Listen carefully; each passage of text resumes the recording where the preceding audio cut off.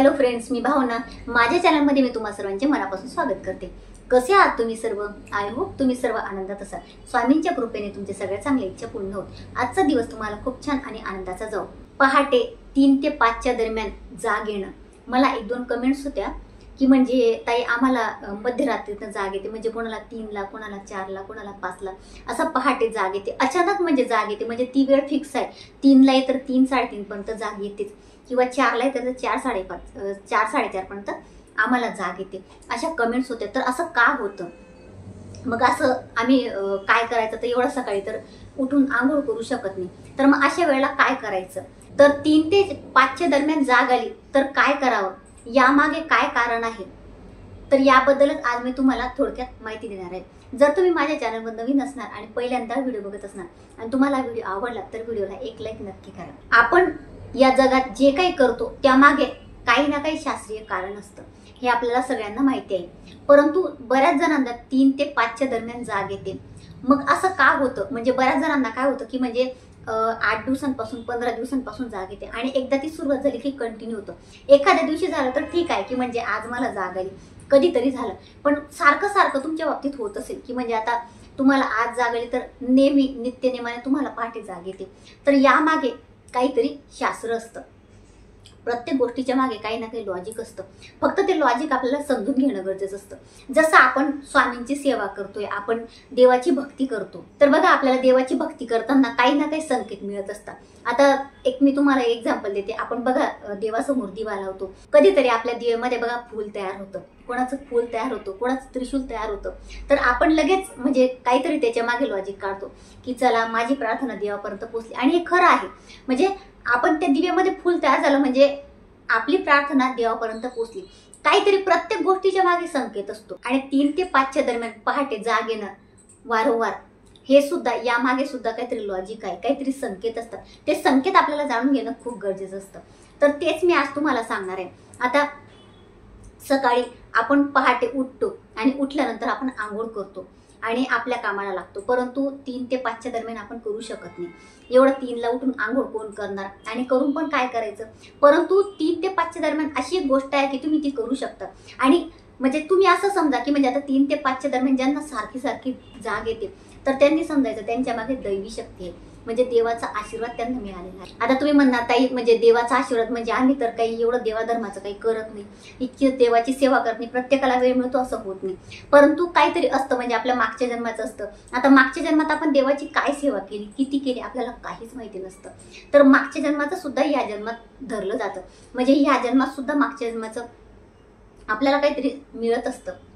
म्हणजे मागच्या जन्माचे काहीतरी संकेत आपल्याला या जन्मात मिळत असतात. जर मागच्या जन्मात देवाची आपण काही भक्ती केलेली असेल ते सुद्धा आपल्याला संकेत या जन्मात मिळत असतात. दैवी शक्ती आपल्या सोबत असते. आणि जर आपण देवाची भक्ती आता या जन्मात करत आहोत तरी सुद्धा आपल्या सोबत दैवी शक्ती असते, आपला भगवंत आपल्या पाठीशी असतो. म्हणजे आपल्याला काहीतरी संकेत मिळत असतात आणि देव आपल्या सोबत असतो. आणि सकाळची जी वेळ असते बघा, ब्रह्ममुहूर्त, 3 ते 5 म्हणजे ब्रह्ममुहूर्त.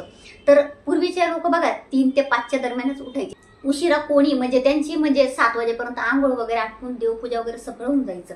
आपण आता उशिरा उठतो. आपण आता आपल्याला तेवढा वेळ मिळत नाही, रात्री उशीर होतो झोपायला. तर ब्रह्ममुहूर्तावर उठणं खूप चांगलं असतं. आणि का चांगलं असतं? कारण जो ब्रह्ममुहूर्त असतो म्हणजे 3 ते 5चा जो टायमिंग असतो, त्या टायमिंगमध्ये देवांची जी ऊर्जा असते ती ऊर्जा या पृथ्वीवर सामावलेली असते. तर त्यामुळे आपल्याला देवांचं तत्व जागृत झालेलं असतं. म्हणून या वेळेत जेव्हा आपण उठतो आणि उठल्यानंतर आपण देवाचं काहीतरी करतो तर आपल्याला त्याचं कुठेतरी काहीतरी फळ मिळत असतं. तर या वेळेत आपण काय करायचं? जर तेव्हा म्हणजे तुम्हाला जेव्हा जाग आली तर त्यावेळेला काय करायचं? आता आंघोळ वगैरे तुम्हाला करायची काहीच गरज नाही. तुम्ही फक्त काय करायचं आहे, जिथे तुम्ही आहात म्हणजे तुम्ही बेडवर आहात तर बेडवर उठून बसायचं. म्हणजे तुम्हाला आता जाग आली तर उठून बसायचं, मांडी घालायची आणि असं बसल्यानंतर तुम्हाला देवाचं नाव घ्यायचंय, तुमचं इष्टदेव, तुमची कुलदेवीचं नाव, किंवा तुम्ही स्वामी समर्थ महाराजांचं, दत्त महाराजांचं नामस्मरण करू शकता. जेवढ्या वेळा करायचं श्री स्वामी समर्थ, श्री स्वामी समर्थ 11 वेळा, 21 वेळा त्यांचं नामजप करा आणि त्यानंतर तुम्हाला पुन्हा झोपायचं आहे. असं तुम्हाला करायचं आहे. तुम्ही करून बघा. 8 दिवस करा, 10 दिवस करा, ज्या ज्या वेळेला तुम्हाला जागेल त्या वेळेला तुम्ही असं करू शकता. हा प्रयोग तुम्ही करून बघा. म्हणजे काय होईल याच्याने की म्हणजे दैवी शक्ती त्यावेळेला आपल्या सोबत असते. म्हणजे देवांचं तत्व जागृत झालेलं असं म्हटलं जातं. म्हणजे शास्त्रात असं आहे की म्हणजे पहाटेचा देवांचा फेरा असतो. म्हणजे ते पहाटेच्या वेळेला देव पृथ्वी तलावर येतात आणि ते फेरी मारत असतात. तर त्यामुळे आपण अशा वेळेला त्यांचं जर काहीतरी केलं, आता उठून आपण करू शकत नाही, परंतु बेडवर बसून आपण त्यांचं नामस्मरण करू शकतो. तर तुम्हाला त्यांचं नामस्मरण करायचं आहे आणि त्यानंतर तुम्हाला झोपी जायचं आहे. आणि यामागे असतो तो चांगलाच संकेत असतो.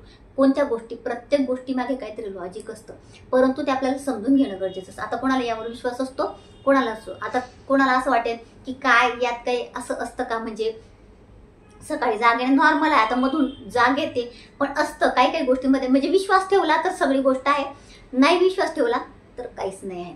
तर विश्वास असेल तर तुम्ही ही गोष्ट नक्की करू शकता. आणि दैवी शक्ती आहे म्हणजे आहे, म्हणून तर पूर्वीच्या काळी म्हणत होते की ब्रह्ममुहूर्तावर उठा. आजही म्हटलं जातं, परंतु आपल्याला तेवढा वेळ मिळत नाही. आणि कोणी असं तुमचे रिलेटिव्ह असतील, म्हणजे त्यांना असं पहाटे जाग येत असेल, तर तुम्ही नक्कीच त्यांना ही माहिती देऊ शकता. तर म्हणजे जाग आल्यावर डायरेक्ट झोपून नाही जायचं परत, तर देवाचं नामस्मरण करायचं, देवाला नमस्कार करायचं. तुम्हाला काही सांगायचं असेल तर तुम्ही सांगू शकता आणि त्यानंतर तुम्ही झोपी जायचं आहे. किंवा तुम्हाला ब्रह्मांडाकडून काही म्हणजे ब्रह्मांडाला काही मेसेज पोहोचवायचा असेल तर तो सुद्धा तुम्ही पोहोचू शकता. म्हणजे युनिवर्सपर्यंत काहीतरी मेसेज तुम्ही देऊ शकता. तर अशा पद्धतीने करायचं. सकाळी म्हणजे जाग येणं काही वाईट नाही, चांगली गोष्ट आहे, उलट चांगलं आहे. म्हणजे तुम्हाला एवढी पहाटे जाग येते. आणि आता असा प्रश्न जर बऱ्याच महिलांच्या मनात जर आला की म्हणजे ताई आता मला जाग येते आणि माझे पिरियड्स आले, तर मग मी असं देवाचं नाव घेतलं तर चालेल का? काही हरकत नाही. आपण काही माळ वगैरे घेतली नाही किंवा तुमच्या हातात कोणता ग्रंथ नाही आहे, मनातल्या मनात आपण नाव घेतो किंवा तुम्ही तोंडाने जरी घेतलं, बोलून जरी घेतलं तरी सुद्धा चालेल. कारण देवाचं नामस्मरण करण्यापासून आपल्याला कोणीच रोखू शकत नाही. नामस्मरण आपण नेहमीच करू शकतो, फक्त ग्रंथांना हात लावायचा नाही. तर काही हरकत नाही. तर अतिशय छोटीशी माहिती जी मला तुम्हाला द्यायची होती. जर तुम्हाला माझा आजचा व्हिडिओ आवडला असेल तर व्हिडिओला लाईक, शेअर, चॅनलला सबस्क्राईब आणि आपल्या भावनाज लाईफस्टाईल या फेसबुक पेजला फॉलो नक्की करा.